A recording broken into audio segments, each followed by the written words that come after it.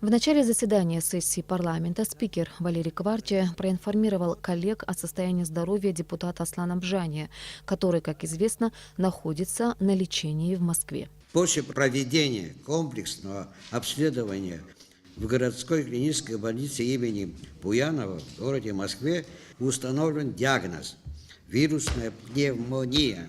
Состояние пациента стабильное, с положительной динамикой. Нет угрозы его жизни.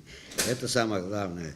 Затем депутаты перешли к обсуждению основного и единственного вопроса повестки дня – переводу из категории в категорию земельного участка в селе Катикыт Гулрыбского района, на территории которого планируется строительство полигона твердых бытовых отходов.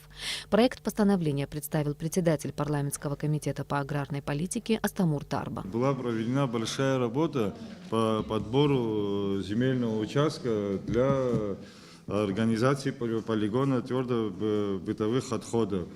Данный участок мы выезжали на место с коллегами, произвели визуальный осмотр. Участок был выбран рядом сегодня с существующей свалкой Гулрыбского района. Да, там есть, конечно, много вопросов касаемо экологических и санитарных норм, но после дачи нашего согласия будут заказаны проекты и проведены изыскательские работы. Вице-спикер парламента Саид Харази отметил, что Гулрыбский район не против строительства на его территории полигона твердых бытовых отходов, но данный полигон должен соответствовать всем необходимым требованиям. Мы бы не хотели Гулрыбский район превратить во второй Маяк. Для нас важно, да, мы проголосуем за этот проект, но нам важно, что к этому проекту подошли с научным подходом.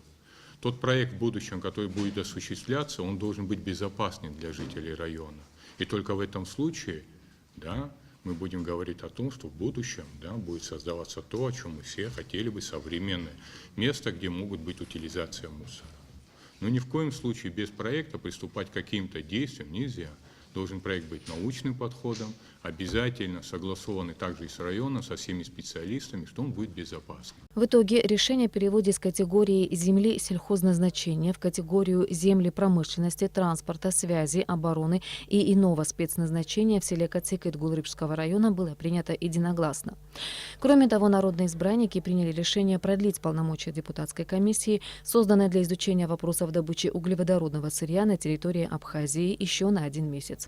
Ирина Арш, Батамас Чиковани, Абхазское телевидение.